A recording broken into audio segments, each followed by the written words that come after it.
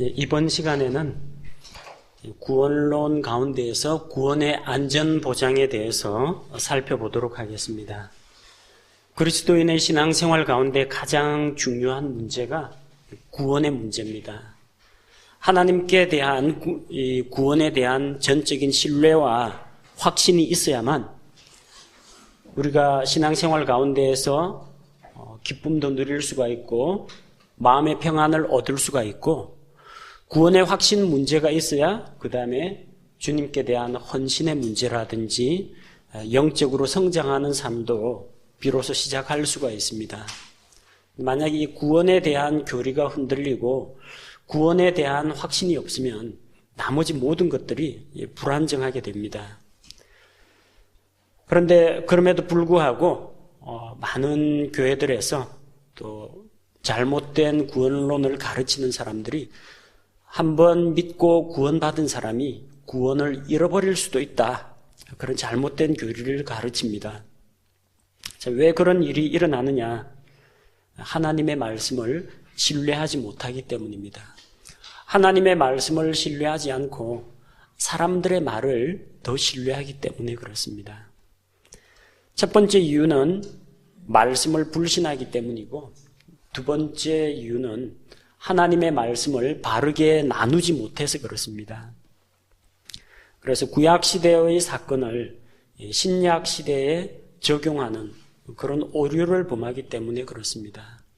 흔히 이야기하는 이제 광야 학교 이론이 바로 그런 거죠. 우리 신앙인들이 이집트에서 나온 이스라엘 백성들처럼 광야 생활을 하고 광야 학교를 다니고 있는데 하나님이 아주 깐깐하고 엄격한 분이기 때문에 이 광야 학교를 제대로 우수한 성적으로 졸업 못하면 하나님이 통과 안 시키고 가나안에 못 들어간다는 겁니다. 가나안이 뭐냐? 이집트는 죄의 도시, 광야는 우리 사는 인생길, 가나안은 천국, 이런 모형을 적용하는 겁니다. 그래서 광야 훈련 기간을 똑바로 통과하지 못하면 천국 못 들어간다, 그렇게 가르칩니다. 광야에서 하나님께 반역하고 광야에서 죽어 시체가 된 사람들 천국 못 들어갔다, 그런 이야기를 합니다. 그래서 하나님의 은혜로 믿음을 통해서 얻는 구원이 아니라 열심히 노력하고 하나님 앞에 인정받을 만한 어떤 의로운 행동을 해야만 구원을 받는 것으로 잘못 아는 경우가 많습니다.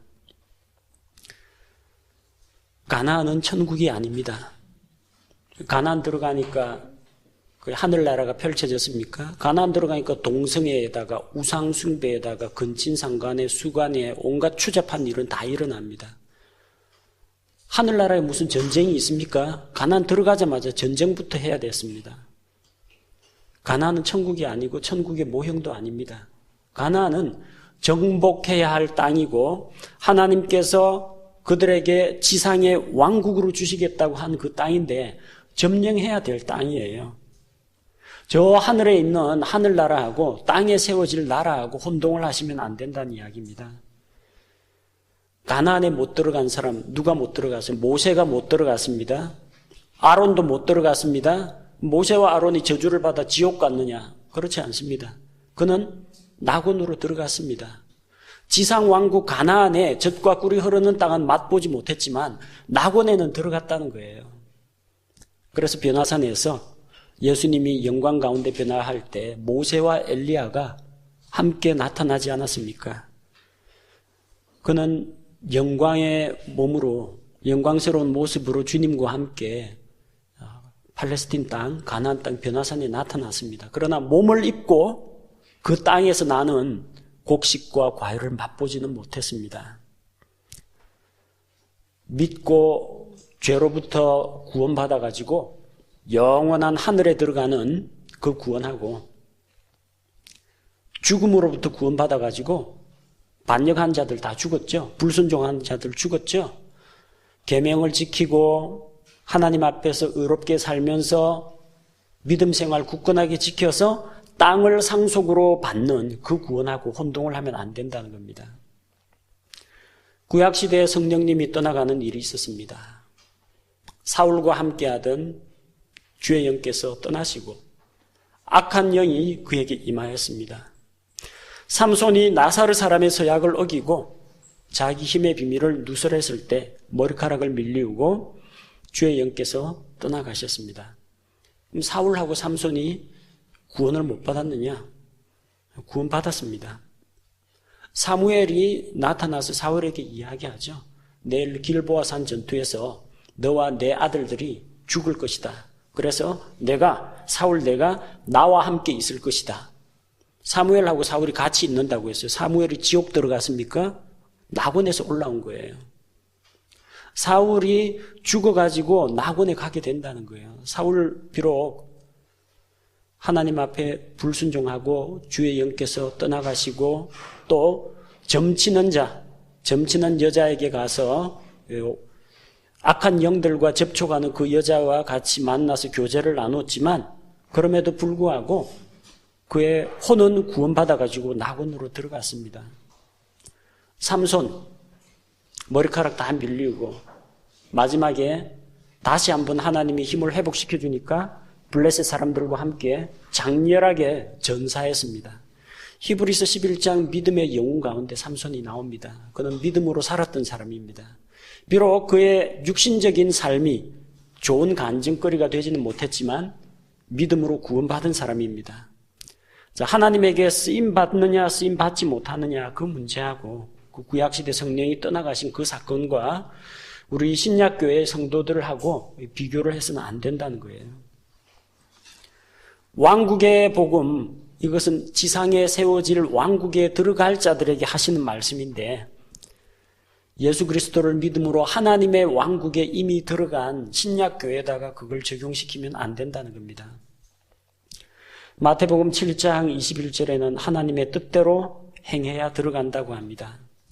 마태복음 7장 13절에는 좁은 문으로 들어가기를 힘쓰라고 했습니다.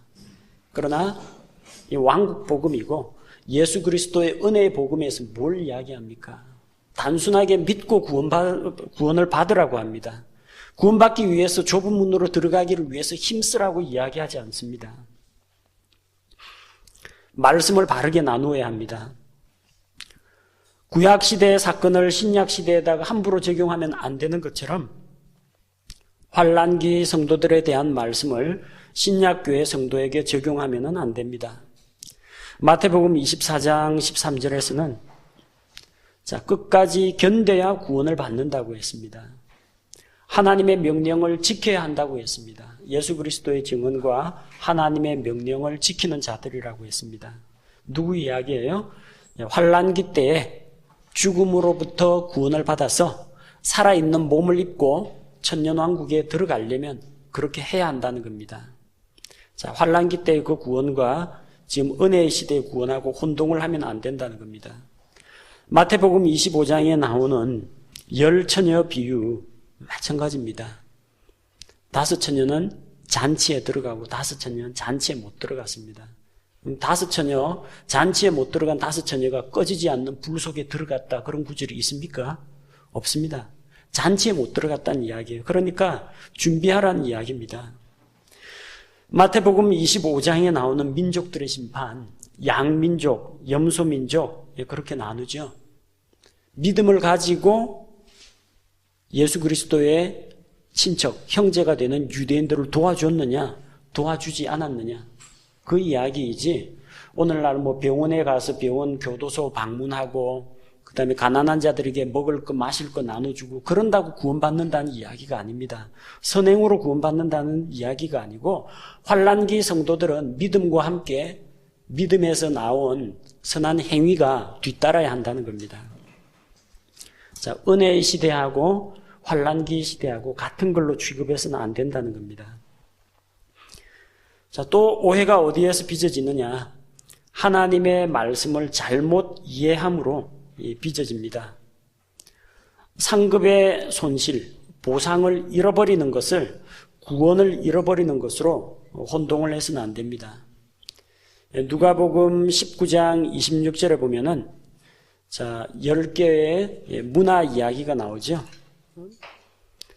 마태복음에 나오는 달란트하고는 다릅니다. 누가복음 19장에 나오는 문화는 10명의 종을 불러다가 1문화씩 다 나눠줬어요. 한 개의 문화식을 다 나눠주고 그걸 가지고 잘 관리하라고 했습니다. 그래서 나중에 그 종들을 불러가지고 회계 결산 보고를 합니다. 첫째 종이 와서 1문화 갖고 10문화를 벌었습니다. 잘하였도다. 신실한 종아, 너는 10개의 도시를 다스려라. 또 다른 종이 와서 주여 1문화 가지고 5문화를 벌었습니다. 잘하였다. 신실한 종아, 너는 5개의 도시를 다스려라. 그럽니다. 그런데 또 어떤 자가 나와서 주님께서 맡기신 제 1문화가 여기 있습니다. 가져가십시오. 아무것도 하지 않은 거예요. 아무것도 하지 않은 이 종에 대해서 그 주인이 책망을 합니다. 뭐라고 책망합니까? 이 사악한 종아. 그렇게 책망을 하면서 그 1문화를 빼앗아 가지고 10문화를 가진 자에게 주라고 합니다. 뭘 빼앗겼습니까? 문화 1개 빼앗겼습니다. 생명 빼앗겼습니까? 생명은 빼앗기지 않았습니다. 27절에 보니까 그러나 내가 자기들을 통치하는 것을 원치 아니한 저 내 원수들은 이리로 끌어내다가 내 앞에서 죽이라고 하였습니다. 그분이 왕으로 오시는 것을 반대한 자들, 예수님의 왕권을 인정하지 않는 자들은 끌려 나와가 죽임을 당했습니다. 그런데 1문화 가지고 아무것도 못한 그 종은 끌려 나가서 죽임을 당하진 않았습니다. 뭐만 빼앗겼어요? 돈만 뺏겼습니다. 내가 맡겼는데 왜 신실하게 하지 않았느냐? 일 안 하려거든 관리하고 그거 갖고 일할 수 있는 다른 종에게 주어라. 그래서 보상, 상급은 빼앗겼지만 생명은 빼앗기지 않았습니다. 그걸 구원의 애를 잃어버렸다고 해석하시면 안 된다는 겁니다. 사역에서 배제되는 수도 있습니다. 신실하지 못할 때. 요한복음 15장 2절에는 열매 맺지 못하는 가지는 나중에 분리되어 가지고 열매 맺지 못하는 가지는 불 속에 들어간다고 했습니다. 곧 열매를 맺지 못한다는 이야기이지 그가 생명을 잃고 구원을 잃는다는 이야기가 아닙니다. 고린도전서 9장 27절에도 같은 이야기가 나오죠. 내가 복음을 전한 이후에 도리어 자기가 버림이 될까 두려워한다. 버림받는다라는 것은 구원에서 버림받는 게 아닙니다. 하나님의 사역에서 제외되고 보상에서 제외되는 걸 이야기합니다. 마태복음 7장 21절에 나오는 하늘에 계신 내 아버지의 뜻대로 행하는 자라야 왕국에 들어갈 것이다. 천국이라고 번역하면 안 돼요. 천국에 들어가지 못한다면은 열심히 하나님의 뜻을 행해야만 구원받아서 하늘나라 간다는 이야기가 되는데 이건 천국이 아니라 지상 왕국입니다. 왕국에 들어가려거든 정말 예수님께서 지상에 세우시는 왕국, 천년왕국에 들어가려거든 믿음과 함께 선한 열매와 간증과 계명을 지키는 것이 뒤따라야 한다는 겁니다. 히브리서 4장 1절에 보면 이집트에서는 나왔는데 어린 양의 피를 힘입어서 나왔는데 가나안에 있는 안식에는 들어가지 못한 자가 있습니다. 가나안에 있는 안식에 못 들어갔다는 거지 낙원에 못 들어갔다는 이야기가 아닙니다. 광야에서 불순종하고 죽은 사람도 있습니다. 그들의 육체를 하나님께서 징계하셔서 최고의 징계, 생명을 잃게 만들었습니다. 육체는 죽었지만 그들의 혼은 어린 양의 피로 구원받은 혼은 영원 불멸이고 그 혼은 지옥에 떨어지지 않는다는 겁니다. 지상 왕국하고 영적인 왕국을 혼동하다 보니까 그런 문제가 생깁니다.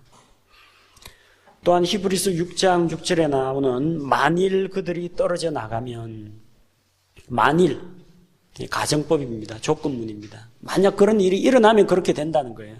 그렇게 안 되면은 그들이 떨어져 나가면 우리가 아닙니다. 그들이 떨어져 나가면 이 본문의 의미를 잘못 이해함으로 말미암아 마치 구원을 잃어버리는 것처럼 착각할 수가 있다는 겁니다.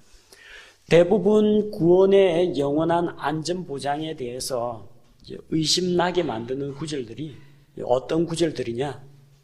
마태복음 고린도전서, 히브리서, 야고보서, 요한계시록 대부분 여기에서 나와요.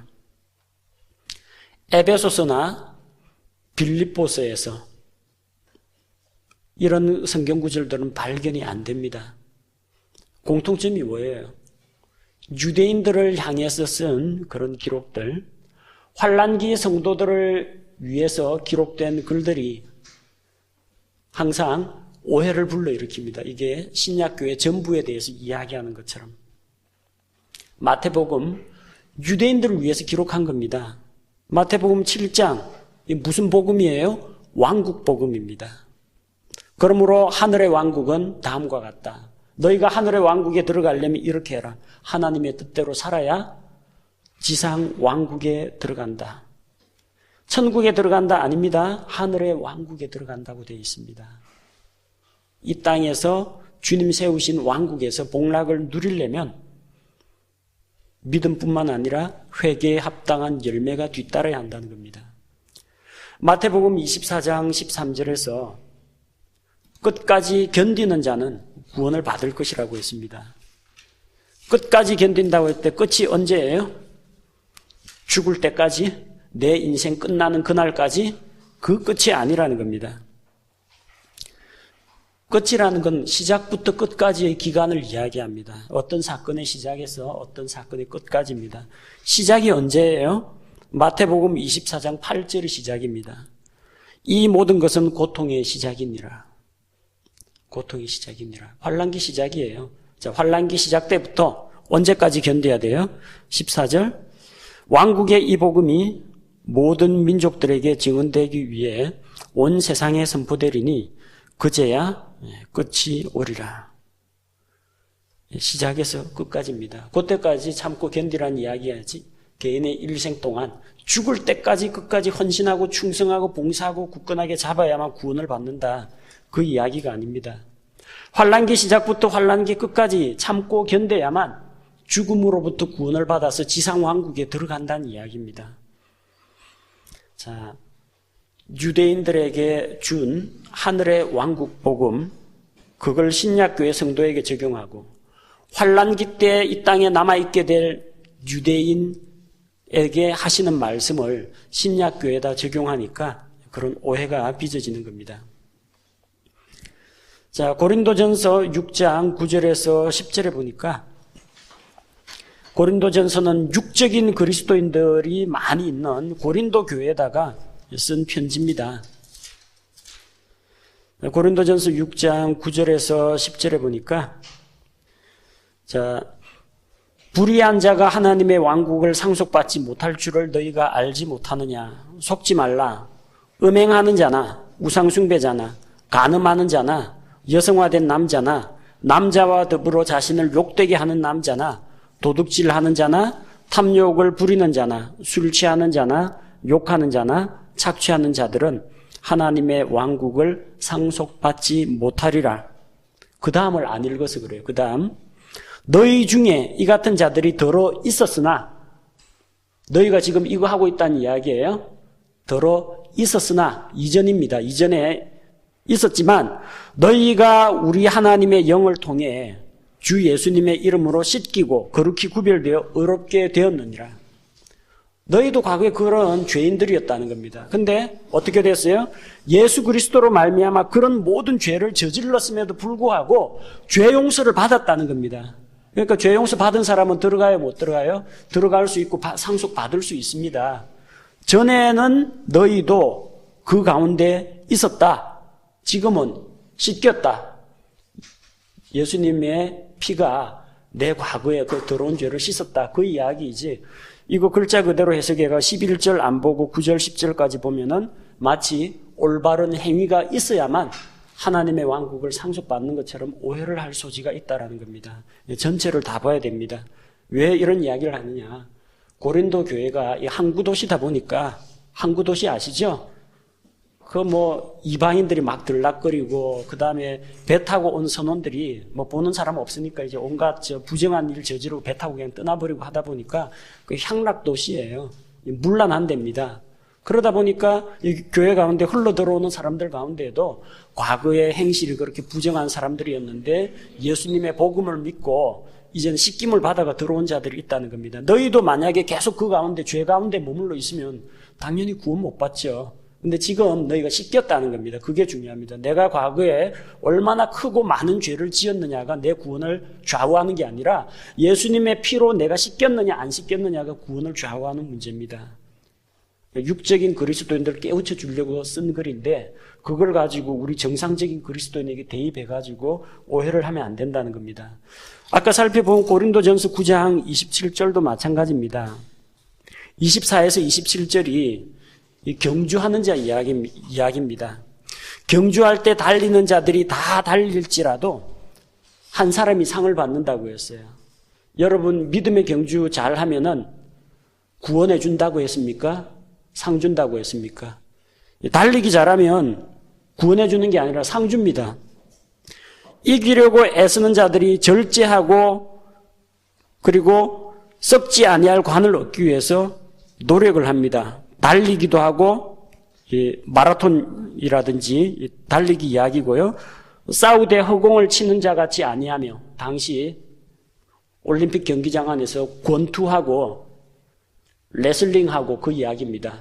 왜 그렇게 열심히 싸우고 이기려고 하느냐? 그 싸우가 이기면 구원 준다고 했습니까? 상 받는다고 했습니다. 지금 본문에 고린도전서 9장 24에서 27절 문맥은 열심히 경주하고 자기를 쳐서 복종시키면 구원해 준다가 아니라 상 준다는 이야기입니다.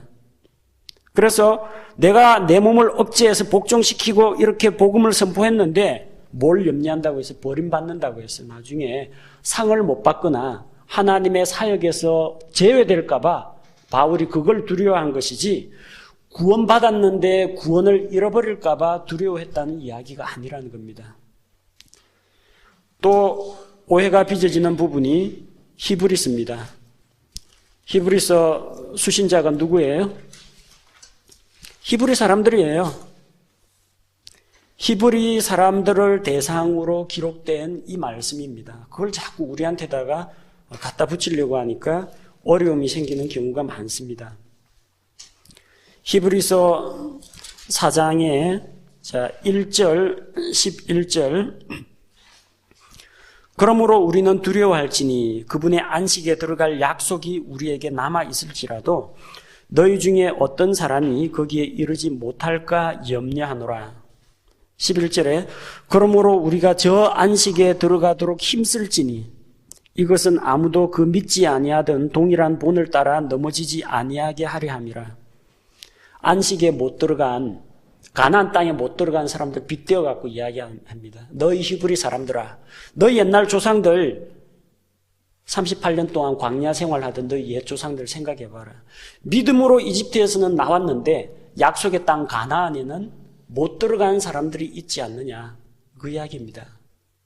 그러니까 너희는 어떻게 해야 되느냐, 그 사람들처럼 불순종하지 말고 순종해서 어디 들어가라고요? 안식에 들어가라고 했습니다. 자, 그래서 저 안식에 들어가기 위해서는 힘써야 하고 넘어지지 말아야 한다고 했어요. 구원을 이런 식으로 받습니까? 구원을 힘쓰고 노력하고 넘어지지 않도록 노력하고 해서 내 공로로 구원을 받습니까? 이 구원의 문맥이 그 구원의 문맥이 아니라는 겁니다. 자, 환란기 때 있을 유대인들, 환란기 때 유대인들, 히브리인들이 겪게 될 그 이야기이고, 여기 안식에 대해서 이야기하는 것은 이 땅에 마치 이집트에서 나온 사람이 약속의 땅 가나안을 상속 유업으로 받은 것처럼 환란기 때 그 모진 고초를 당하는 그 사람들이 원하는 바가 뭡니까? 지상왕국, 천년왕국의 몸을 가지고 몸을 입고 들어가는 땅의 복을 누리려면, 그 안식을 누리려면 그렇게 끝까지 참고 견디고 힘쓰고 넘어지지 말아야 한다는 이야기입니다. 그 구원하고 이 구원하고 다른 거예요. 혼동해서는 안 됩니다. 히브리서 6장에 보니까 떨어져 나간다는 말이 있습니다. 히브리서 6장 6절에 만일 떨어져 나가면 다시 그들을 새롭게 하여 회개에 이르게 함이 불가능하니 그들은 자기들을 위해 하나님의 아들을 새로이 십자가에 못 박아 드러내놓고 그분을 모욕하느니라. 한번 구원받은 사람이 죄 지으면은 다시는 회개시키고 돌이킬 방법이 없고 예수님을 또다시 십자가에 못 박아 죽여야 된다. 그래서 믿은 다음에 죄 지으면 안 된다. 죄 지으면은 구원에서 떨어져 나간다로 해석하는 분들이 더러 있습니다. 자, 근데 중요한 거는요, 6절에서 이야기한 게 만일이에요, 만일. 만일 그런 일이 있다면, 만에 하나 그런 일이 있다면 가정법입니다. 실제 그런 일이 있다는 이야기가 아니라 가정입니다. 그리고 누가요? 그들이라고 이야기했습니다. 근데 6장 1절은 누구한테 쓰는 거예요? 그러므로 우리라는 건 누구예요? 사도 바울하고 같은 부류에 속해 있는 그리스도인에 대한 이야기입니다. 우리라고 분명히 이야기했는데 3절에서도 하나님께서 허락하시면 우리가 이것을 한다고 했어요. 자, 그런데 4절을 가서는 도우즈라고 되어 있죠. 영어 성경에 도우즈. 그들이. 그 다음에 6절에 if they, 만일 우리가 떨어져 나가면이 아니고 만일 그들이 떨어져 나가면입니다. 우리가 떨어져 나가는 게 아니에요. 바울을 포함한 히브리 그리스도인들이 떨어져 나가는 게 아니라 그들이 떨어져 나가면, 그런 일이 일어난다면 그들입니다. 그들에 대한 이야기하고 우리에 대한 이야기하고 혼동하면 안 됩니다. 9절에서는 이제 그들이 아닙니다. 그러나 사랑하는 자들아, 비록 우리가 이같이 말하지만 이제 다시 우리로 돌아왔어요. 우리는 안 떨어져 나가는 겁니다. 만일 그들이라고 이야기했기 때문에 우리는 구원에서 떨어져 나가는 어떤 부류의 그런 사람들이나 그런 사람들이 있다라는 이야기가 아니라는 겁니다. 계속해서 이어지는 내용들이 다 우리가 이렇게 되어 있습니다. 19절, 우리에게 있는 이 소망은, 그들에게 있는 소망이 아닙니다. 우리에게 있는 이 소망은 혼의 닷과 같아서 확실하고 굳건하고 견고하다는 이야기입니다. 이 우리가 누굽니까? 1절에 그리스도의 교리의 기초 원리에서 이제 떠나서 완전함으로 나아가야 될 사람들입니다. 기초 원리가 뭡니까? 예수 믿고 구원받는 겁니다. 그 이미 구원받은 사람이잖아요. 그 사람들이 영적인 성장으로 나아가야 하는데 영적인 성장으로 나아가지 못하고 영적 성장에서 떨어져 나가는 일이 만약에 있다라고 하면 그렇게 이야기하는 겁니다. 구원에서 떨어져 나가는 일이 있습니까? 떨어져 나갈 수가 없어요. 만일 떨어져 나가면은 다시 구원해야 되잖아요. 다시 구원하려면 어떻게 해야 돼요? 예수님이 또다시 내려와서 십자가에 못 박혀서 또 죽어야 돼요. 그들을 위해서. 그런 일은 안 일어난다는 겁니다. 그래서 이거는 가정법으로 하는 이야기이고 믿는 우리에 대한 이야기가 아니라 가정을 해서 만일 그런 자들이 있다라고 하면 예수님이 또 내려와가지고 모욕과 고난을 당해야 되는데 그런 일이 있느냐? 예수님의 단번 속죄를 이야기하는 게 히브리서 아닙니까? 그런 일은 안 일어난다는 거예요. 예수님이 한 번 피로 구속하시고 거룩하고 깨끗하게 하신 이는 영원하다는 겁니다. 다만 그들이 어디서 떨어져요? 그리스도를 믿는 기본 교리, 여기에서 이제 완전함으로 나아가야 됩니다. 새로운 기초를 다시 닦을 필요가 없고 완전함으로 나아가고 죽은 행위들을 벗어버리고 회개하고 하나님을 향한 믿음으로 이제 나아가야 되는데 영적으로 성장하지 못하고 떨어져 나가는 자들이 있다라는 거예요. 구원에서 떨어진다는 이야기가 아니고요. 그러나 우리에게는 든든한 소망의 닷과 같은 예수 그리스도가 있기 때문에 절대 그런 일 안 일어난다라고 쓴 글이지 구원 잃어버릴지 모르니까 조심하라고 경고하려고 쓴 글이 아니라는 겁니다. 자, 그래서 히브리서의 말씀을 혼동을 해서는 안 됩니다. 야고보서 1장 25에서 27절. 자, 믿음은 행위로 나타나야 한다고 했습니다. 행위로 구원받는다는 이야기가 아닙니다. 믿음으로 구원을 받는데 야고보서는 이미 구원받은 성도들에게 쓴 글입니다. 그런데 너희가 만약 진짜 믿음이 있다면 행위가 따라오는 게 자연스럽다는 겁니다. 믿기는 믿는데 행위가 안 따라온다. 그런 경우가 있습니다. 숨 넘어가기 직전에 예수님을 믿었어요. 선한 행위를 할 기회가 없습니다. 십자가에 달린 강도. 구원 받아요, 못 받아요?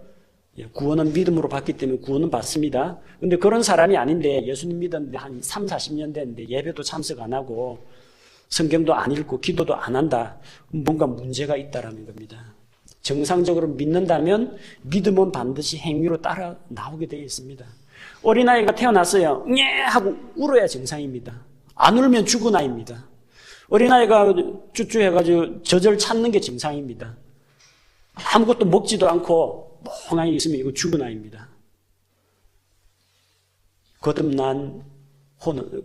거듭난 성도는 반드시 하나님의 말씀을 갈급하게 찾도록 되어 있습니다. 그게 정상이에요. 살아있다는 증거입니다. 그런데 그런 반응이 없다면 이게 죽었다고 봐야죠. 행위가 부실하다고 해서 그 믿음을 부정하는 게 아닙니다. 정상적으로 믿었다면 반드시 믿음의 열매가 나타나게 된다는 겁니다.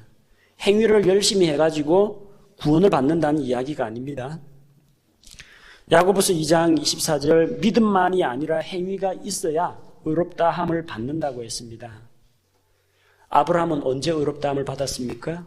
할례 받고 의롭다함을 받은 게 아니라 창세기 15장 7절에서 이미 의롭다함을 먼저 받았습니다. 할례의 언약은 그 뒤에 나왔고 이삭을 바치는 순종은 그 뒤에 나왔습니다.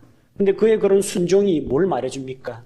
그가 믿음의 사람이었구나 하는 증거를 보여준다는 이야기입니다.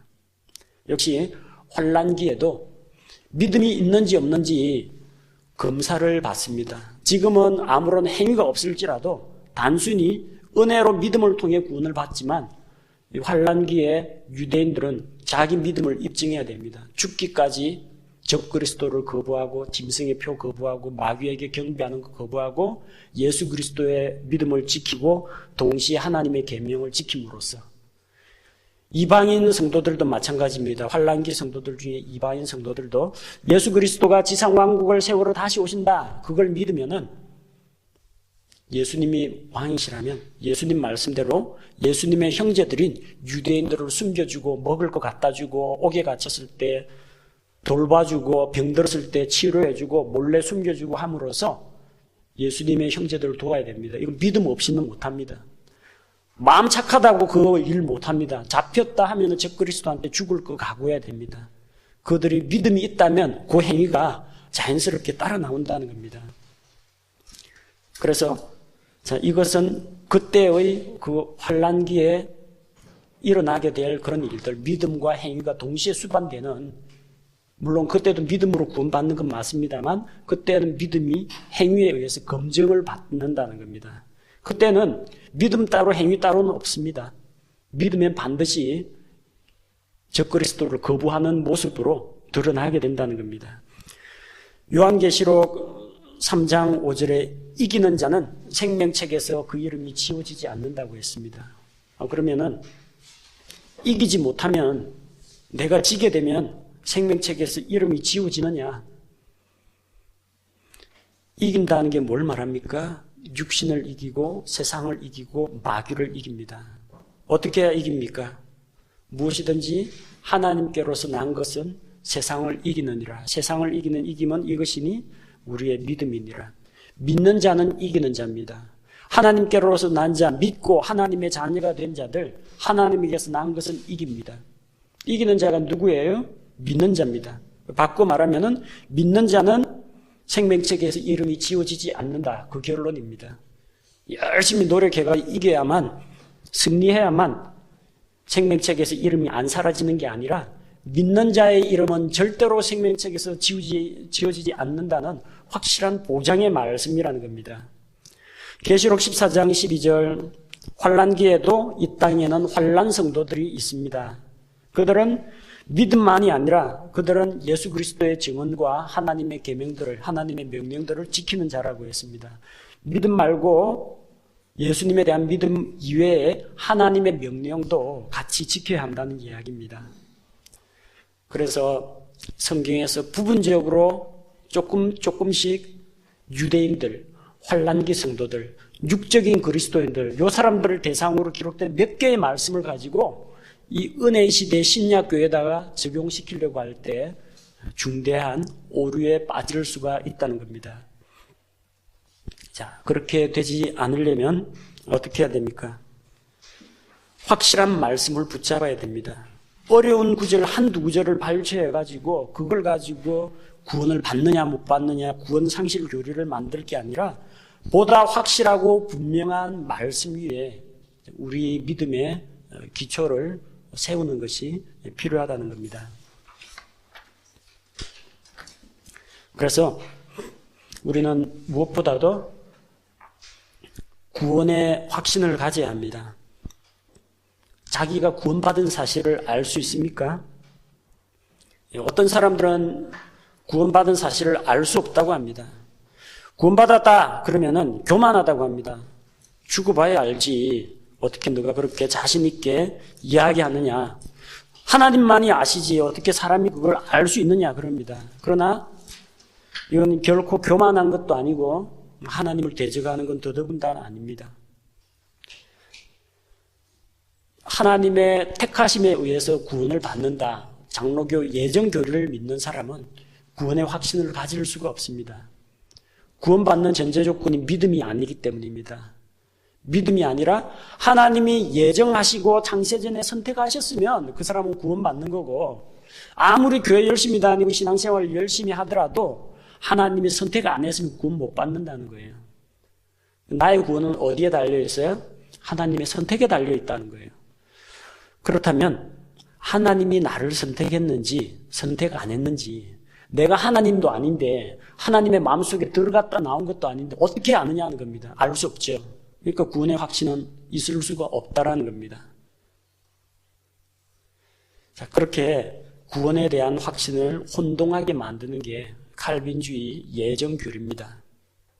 어떤 사람은 행위 구원을 믿습니다. 아직까지 구원은 못 받았지만 구원받기 위해서 열심히 살면 노력하면 하나님이 구원해 주실 것이다. 그렇게 믿고 있는 사람도 있습니다. 자, 그러나 성경은 우리가 구원받은 것을 알 수 있다고 이야기합니다. 고린도후서 13장 5절에 보니까 너희가 믿음 안에 있는지 너희 자신을 살펴보고 너희 자신을 입증하라. 자기 스스로 압니다. 구원은 어디 달려 있어요? 하나님의 선택에 달려 있는 게 아니라 하나님은 은혜를 베풀어서 모든 사람에게 구원의 길을 제시했습니다. 근데 그 은혜를 누가 받아요? 믿는 자가 받게 됩니다. 내가 믿는지 안 믿는지는 내가 알겠죠. 누가 알겠어요? 그러니까 내 스스로 내가 믿는지 안 믿는지 검증, 확신을 해보라는 겁니다. 너희 자신을 살펴봐라. 너 정말 예수님을 구세주로 인정하느냐? 하나님 앞에 죄인이라고 고백하고 예수님을 받아들이겠다고 했느냐? 예수님의 십자가의 죽음을 나의 죽음으로 받아들였느냐? 예수님을 나 개인의 구세주로 영접한 적이 있느냐? 살펴보고 입증하라는 겁니다. 그래서 내가 예수님이 마음 밖에 서서 두드릴 때 예수님의 음성을 듣고 마음문을 열고 주님 내 마음속에 들어와서 나의 죄를 용서하시고 구원해 주십시오. 그렇게 고백한 적이 있다면 예수 그리스도께서 그 안에 계시는 겁니다. 예수 그리스도께서 너희 안에 계시는 줄을 너희가 스스로 알지 못하느냐? 모르느냐? 그렇지 않으면 너희는 버림받은 자라는 겁니다. 예수님을 영접하지 않았으면 예수님이 자기 안에 들어와 있는 걸 알 수가 없다라는 거죠. 예수님을 영접한 자들만 알 수가 있습니다. 근데 사람들 가운데에서는 구원은 받았는데 구원의 확신이 없는 사람이 있어요. 그런데 반대로 구원은 안 받았는데 구원의 확신이 있는 사람이 있어요. 누가 더 문제인 것 같아요? 구원은 안 받았는데 구원받은 걸로 확신하는 사람이 있어요. 이 사람이 문제입니다. 구원 분명히 안 받았어요. 예수님을 믿고 예수님의 십자가 그 은혜의 복음을 안 받아들였는데 이 사람은 뭘 구원으로 생각하느냐? 교회 가니까 마음이 평안하더라. 내가 11조 하고 있고 새벽 기도회도 하고 있고 내가 성가지기도 하고 있고 그래가 막 열심히 하고 목사님한테 칭찬받고 성도들한테 존중받으니까 그걸 종교생활을 구원으로 착각하고 있는 사람이 있어요. 이 사람이 제일 불쌍합니다.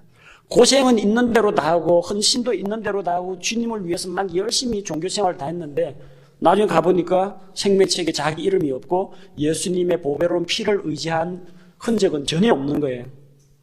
이 사람이 제일 황당하고 허탈한 사람입니다. 그나마 나은 사람이 구원은 받았는데 확신이 없어서 불안 초조한 사람입니다.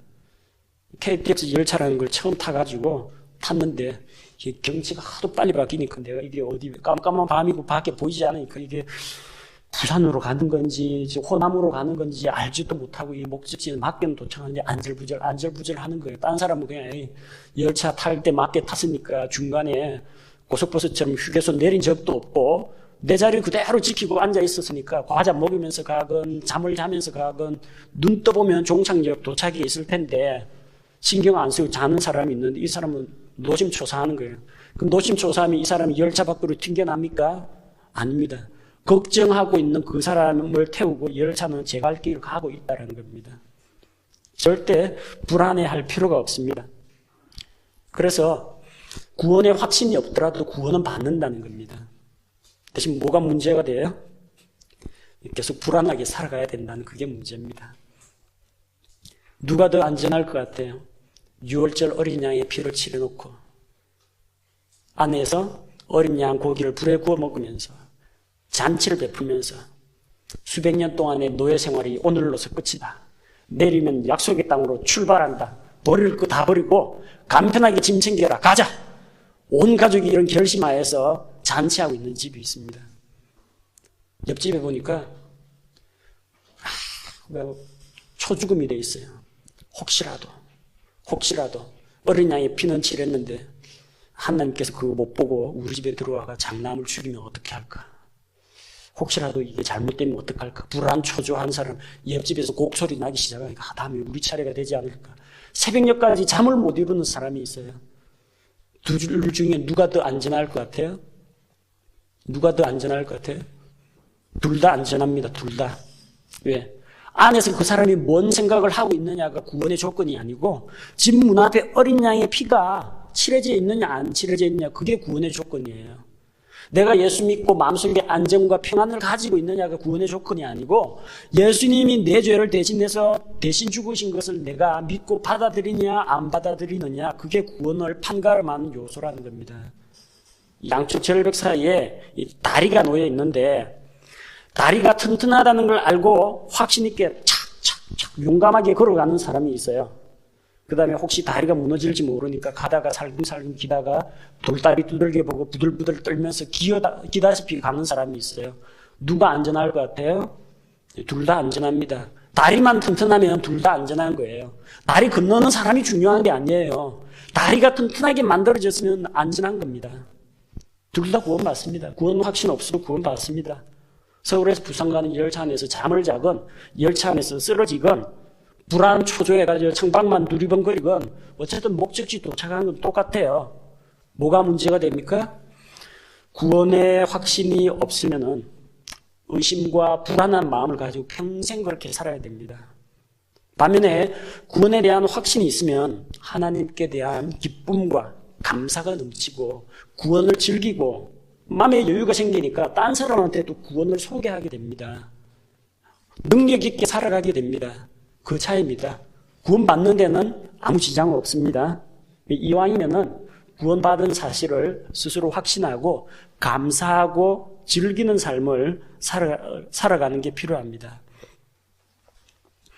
우리가 어떻게 구원의 확신을 가질 수 있습니까? 감정으로는 이걸 느낄 수가 없습니다. 기관차가 있습니다. 그리고 기관차 뒤에 연료차가 따라 붙어 있습니다. 연료차에서 석탄을 퍼다가 기관차에다 떼가지고 그 동력으로 기관차가 앞으로 나아가면 뒤에 있는 객차가 끌려옵니다.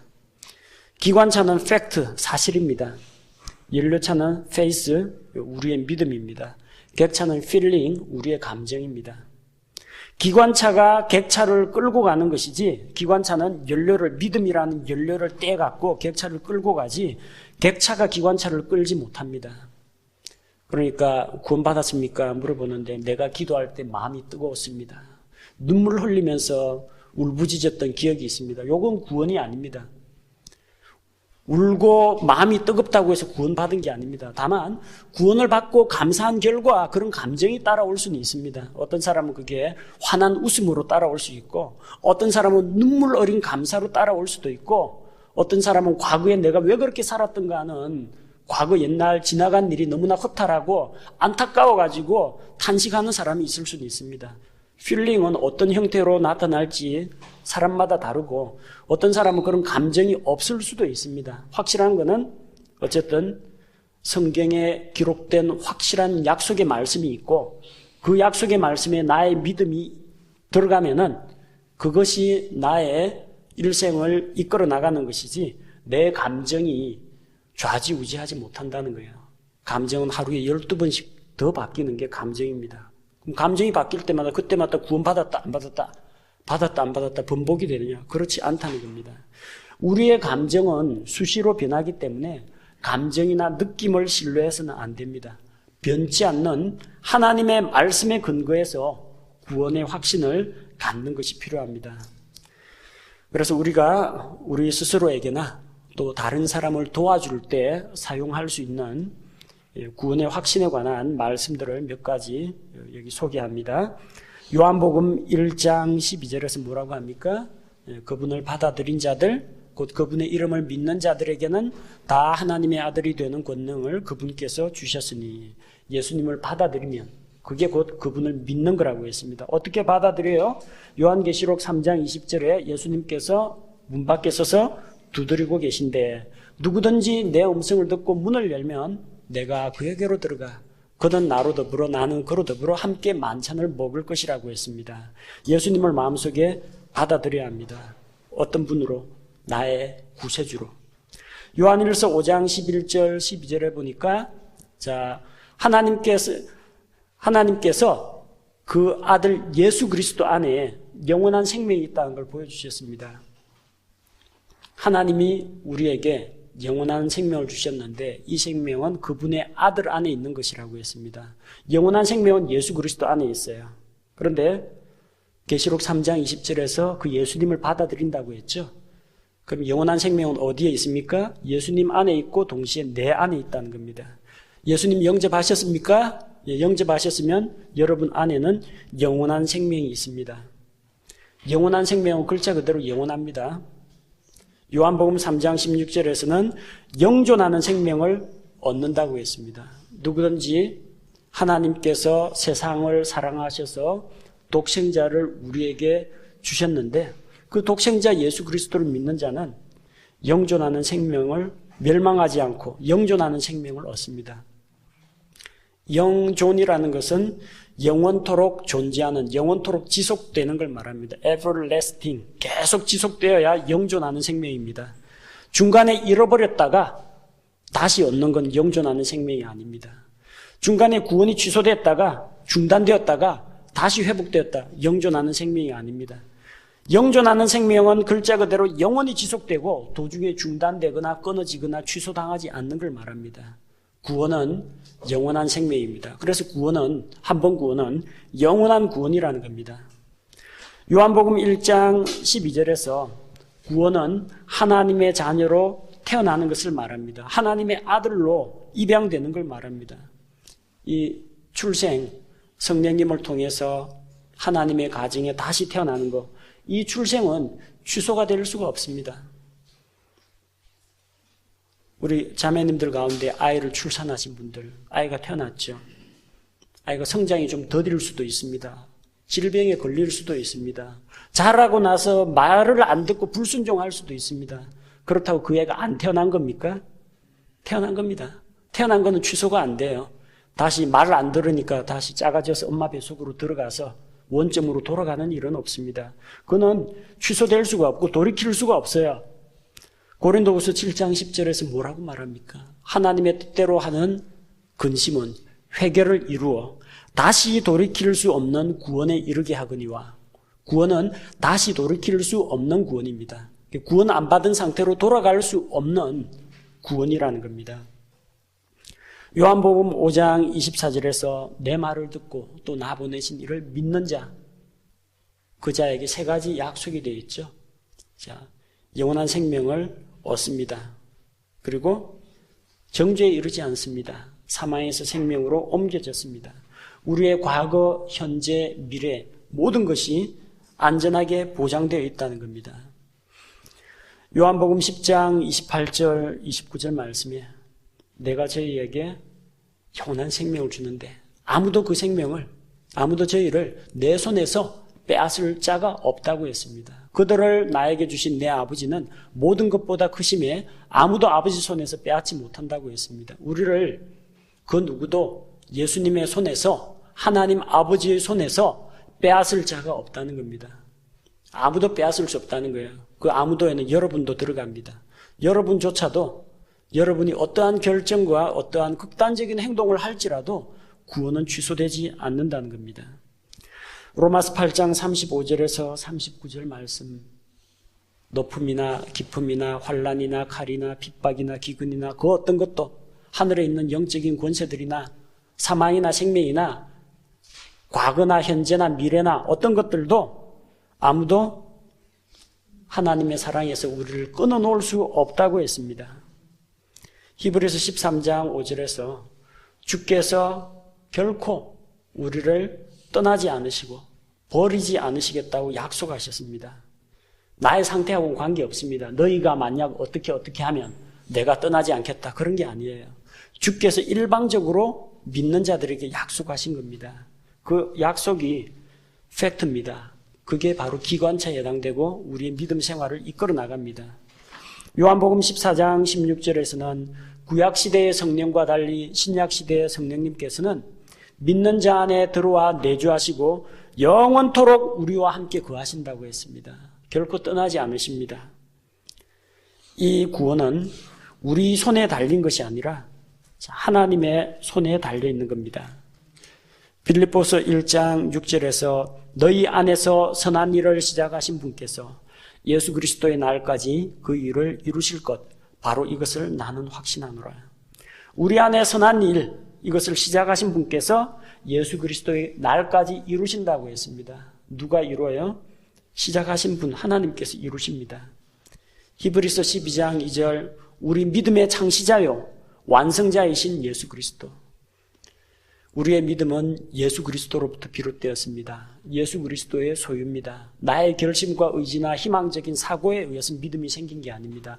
말씀을 통해서 믿음이 나에게 왔습니다. 그런데 그 믿음을 완성시키는 분도 예수 그리스도라는 겁니다. 구원은 나의 일이 아니라 하나님의 사역입니다. 하나님께서 이루시고 하나님께서 선물로 주시는 겁니다. 믿는 자에게.